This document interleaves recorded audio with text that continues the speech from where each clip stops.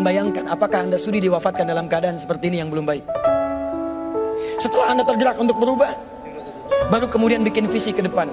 Ini pernah direncanakan oleh suami istri di masa lalu, dituliskan di dalam kitab yang sangat populer. Persoalannya, begitu ibunya mengandung, istrinya mengandung, lahir anaknya, usia 2 tahun, maaf, mereka punya rencana. Anak ini insya Allah kita akan didik jadi lebih baik, keluarga kita lebih baik, anak ini akan jadi ulama. Qadarullah usia 2 tahun, ayahnya meninggal. Ini kisah nyata. Ibunya ingat, saya tetap pertahankan untuk berubah, jadi lebih baik. Walaupun ayah tidak ada, saya single parent. Saya rawat anak ini sebaik-baik. Usia 4 tahun, anak ini, maaf ya, terkena penyakit buta permanen. Hijrah tidak akan sepi dengan ujian. Suami meninggal, single parent, anaknya kemudian buta permanen. Apa yang dilakukan oleh ibunya? Ibunya tetap berpedoman, Allah pasti akan berikan yang terbaik. Anak ini kemudian terus didoakan, bangkit di malam hari, perbanyak kemudian tingkatkan ibadah. Ingat ya rumus ini, orang tua yang rajin ibadah maka boleh jadi kebaikannya akan diturunkan pada anaknya. Ibunya yang berdoa, anak yang mendapatkan bagiannya. Matanya buta tapi diganti oleh Allah dengan ingatan yang luar biasa. Kalau Anda bacakan satu kalimat, satu baris ini, satu lembar buku dibacakan oleh Anda satu halaman, maka seketika dia akan ingat seketika tanpa diulang, dengan titik, dengan komanya. Anak ini kemudian dibawa ke sekolah Al-Quran, dimasukkan talaki ke syekh di sana. Syekh di situ kemudian membacakan pada saat itu surat Qaf, surah ke-50. Qaf dibacakan sampai akhir ayatnya. Anak ini anak yang paling kecil teman-teman, mata buta, gak bisa ngelihat. Teman-temannya berada di atasnya usianya, ada yang 6 tahun, 7 tahun, dia 4 tahun. Begitu selesai membacakan, kata syekhnya, lihat kalimatnya, man hafidha ala dhahri qalbi. Siapa yang hafal apa yang tadi saya bacakan, hafalan di dalam kepalanya, bukan di luar kepala. Hafal di luar kepala masih belum hafal. Kata syekhnya, hafal di dalam kepalanya. Tiba-tiba saat semuanya dia menyimpan tangannya begini, anak yang buta tadi mengangkat tangannya mengatakan, hafidtu ala dhahri qalbi. Saya sudah hafal. Syekhnya penasaran, kata syekhnya, bagaimana? Diambil anaknya ke depan, diminta baca, Masya Allah, bacaannya bukan hanya hafal, makhrajnya, sifat hurufnya, tajwidnya, semua mirip dengan syekhnya.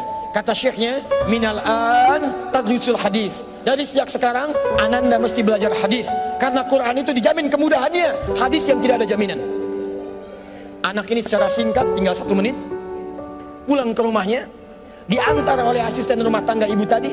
Begitu nyampe di rumahnya, wajahnya gembira, mengatakan pada ibunya, Ummi, Ummi, Ummi, Ummi, Ibu, Ibu, Ibu, tadi saya dipuji oleh saya begini, ada kejadian begini, saya seperti ini. Kata anak ini, minal an uridul hadis.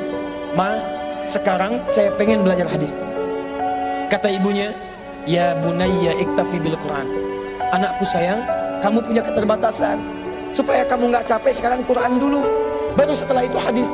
Kata anaknya, lah, dia percaya pada gurunya, dia percaya pada keyakinannya. Dia katakan, ma, saya pengen belajar hadis. Dia tinggalkan ibunya sambil meraba jalan begini ke kamarnya. Perhatikan baik-baik. Begitu ibunya melihat, ingat kemudian dengan suaminya, ingat tentang rencana mereka, ingat tentang mereka punya rencana masuk surga bersama-sama. Teman-teman, ibunya langsung masuk ke dalam kamar, dia bentangkan sajadahnya di mihrabnya, dia salat 2 rakaat, dia bermohon kepada Allah. Saat sujud itulah dia tumpahkan segala keinginannya. Perhatikan kalimatnya. Rahasianya ada di Quran surah ke-17 ayat 110 sampai dengan 111, paling kanan sebelah atas. Ya Allah yal basir, yalladzi ala kulli syai'in qadir, a'id basiratabni. Saya mau akhiri. Ketika tumpah air matanya, dia katakan, ya Allah yang maha melihat, mohon kembalikan penglihatan anak saya. Yal basir, yalladzi ala kulli syai'in qadir, a'id basiratabni. Begitu mengatakan kalimat itu, capek ketiduran. Kemudian pada saat itulah anaknya sedang mengulang surat Qaf di kamarnya. Begitu ibunya mengatakan ya al-basir, anaknya sampai pada ayat ke-22. Laqad kunta fi ghaflatin min hadza fakashafna 'anka ghita'aka wa basaruka al-yawma hadid. Ibunya menyebut ya al-basir, anaknya sampai di ayat wa basaruka al-yawma hadid. Dulu pandanganmu tertutup, sekarang kami akan buka, kamu akan melihat setelah ini dengan setajam-tajamnya. Ayat ini sebetulnya kemuliaan akhirat, tapi diturunkan mendapatkan kemuliaan dunia. Tiba-tiba setelah baca ayat ini, ibunya berdoa, bersamaan kalimatnya, tiba-tiba terbuka pandangannya. Anak ini bisa melihat kembali. Saking kagetnya dia lompat, dia kejar ibunya. Ummi laqad ra'ait. Ma, saya bisa lihat lagi. Ma, saya bisa lihat lagi. Ibunya kaget kemudian terbangun. Dia peluk anaknya, dia katakan, "Nah, mungkin kamu melihat bukan dengan hatimu. Kamu melihat bukan dengan matamu. Rubbama ra'aita biqalbik, laisa bi'ainik." Mungkin bukan matamu tapi hatimu. Waktu habis. Kisah belum selesai. Tinggal 1 menit. Boleh 1 menit? Lihat sini. Kata anaknya, "Mah, saya melihat dengan mata saya.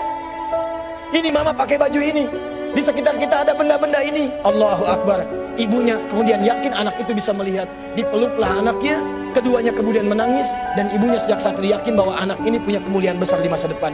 Maka disekolahkanlah kemudian tempat-tempat terbaik. Belajar hadis terbaik. Diingat segalanya. Cepat luar biasa. Anak ini kemudian dikenal dengan luar biasa di masa depan. Nama anak ini adalah Muhammad. Bapaknya yang meninggal namanya Ismail, kakeknya namanya Ibrahim, kakek buyutnya Al-Mughirah, eyang buyutnya Al-Bardizbah, tinggal di kecamatan Ju'fah, di Kabupaten Bukhara, Provinsi Khorasan, negara Uzbekistan sekarang.